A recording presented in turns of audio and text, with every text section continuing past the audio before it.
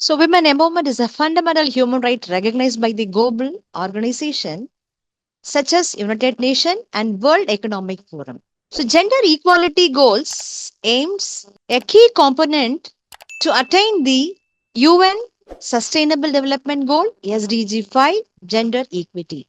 India had strong female leaders historically such as Rani Lakshmi Bai, Sarojini Naidu and Kalpana Chawla. The second slide will explain about the third one, ma'am. Yes. Women empowerment refers to the process of increasing the capacity of women to make choice and transform those choices into desired action and outcomes, which involves gaining equal access to education, employment, healthcare, and financial independence, having control over personal and societal decisions, which in turn eliminates discrimination and gender bias violence and make ensuring they represent them itself in a leadership goal. The women empowerments attain only when the societal people have their rights in social empowerment along with economic and representing them as political leaders. So, reducing gender bias violence and discrimination and child marriages will have access by giving improved education, health care, and legal rights, which in turn promotes self confidence and participation in societal development, which in turn helps them to get better health care and nutritional for women and children. By encouraging the women's in entrepreneurialships and business leaders can increase workforce of the women to giving some knowledge about the entrepreneurial skill and business leader skills. So it will brings the training skill along with income to the household, and in meantime it reduce the poverty level and boost the national economic growth. So economic empowerment is another important factors which has to be taken to consider. The third one is political empowerment. This strengthens democracy by ensuring the equal representation in decision making. The women leaders can take part in ministries, parliamentaries and panchayat raj, which in turn leads to creation of inclusive and gender sensitive policies. So it can be represented by them itself what are the problems they are facing in day to day life in life. Next week, important thing is is there any progress in women empowerment in India? Yes, Indian government has taken so many significant measures to get women empowered through legal reforms, social movements, and to government initiatives. To promote girl child education, Beta Bacho Beti Bado program is organized in 2015, and to prevent sexual harassment at workplace in POSH Act 2013 and provide 26 weeks of paid maternity leaves by the Act 2017 Maternity Benefit Amendment, and prevent child marriage by introducing the Prohibition of Child Marriage Act on 2006. Not only that, for the political empowerment, 33% of seats of women in local governance was represented by women reservation in Panchayat Raj. So the economic initiatives were as follows, because the most of the women has to be some empowered not only in socially or politically but economically. So to provide financial support of the government, the Mudra scheme is introduced, and to promote women-led startups by Stand Up India and encourage the rural poor round women to come up in their life and to change their lifestyle and to meet their daily needs by self-help groups. India is the highest number of Indira Gandhi, Pratibha Patel.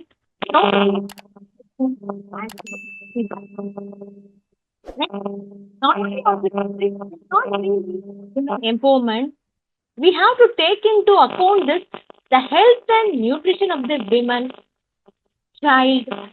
For that, the maternity health care schemes are introduced to provide cash incentives for the institutional delivery to reduce fertility, mortality, and offer financial aid to pregnant and lactating mothers for better nutrition by the scheme JSY, Janani Shakha Yojana, and PMMVY, Pradhan Mantri Vadan Yojana.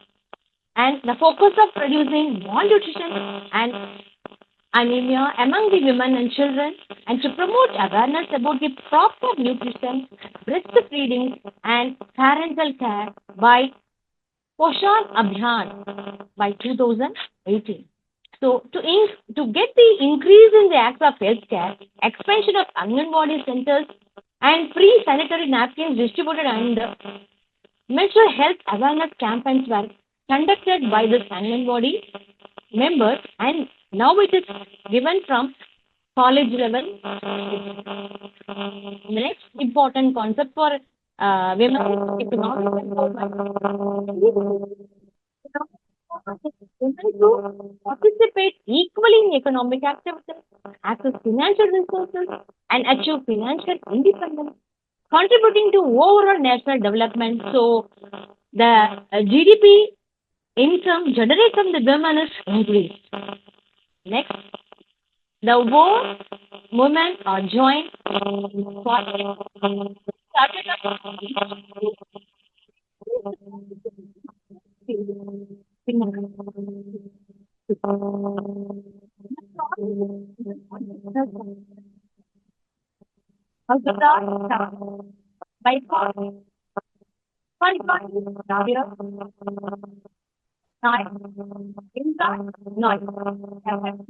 all these are prominent human contributors.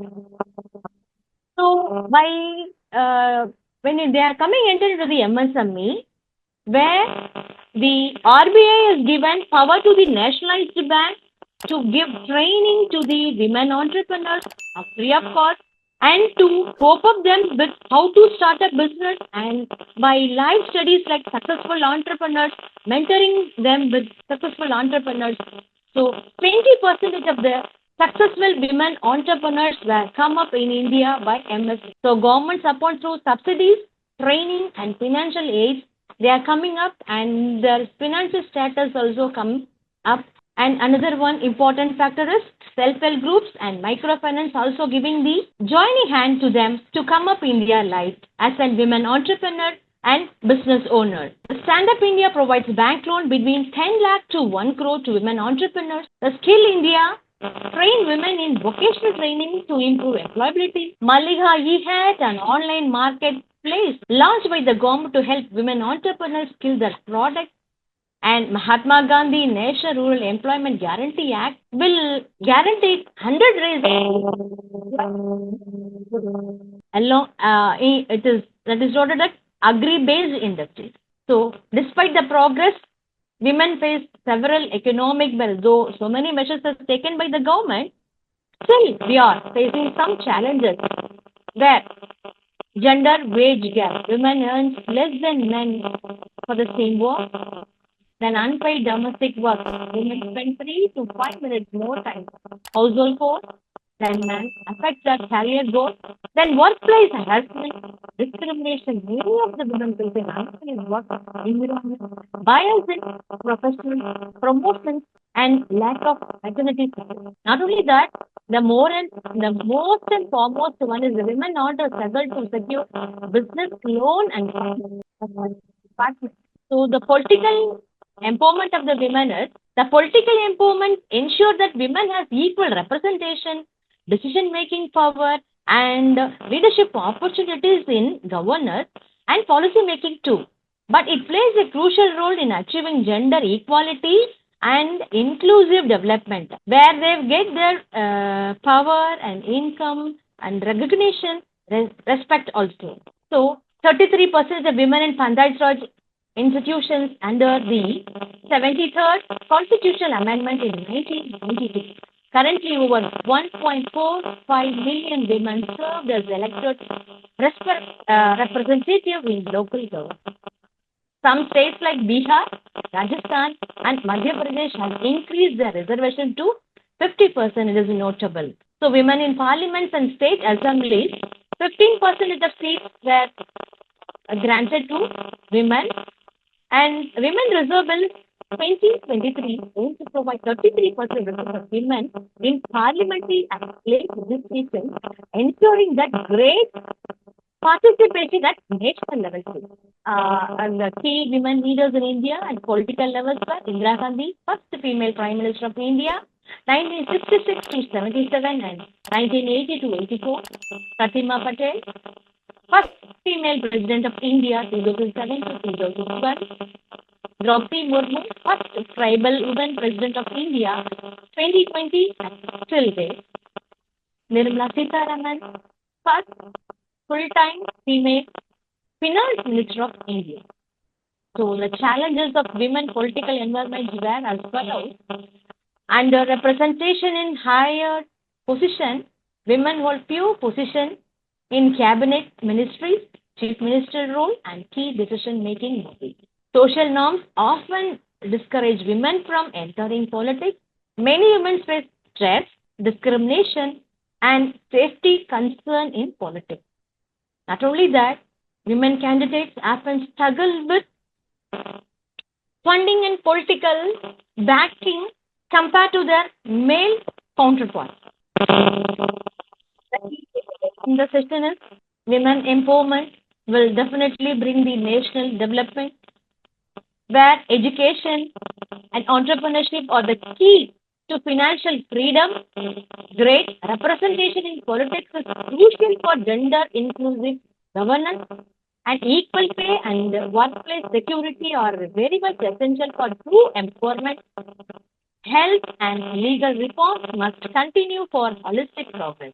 The need to be taken to promote or sustain this women empowerment for future, encourage young girls to pursue education along with entrepreneurship, support women-led business and leadership role by the women, and advocate for stronger laws and policies to protect women's rights. Thank you so much.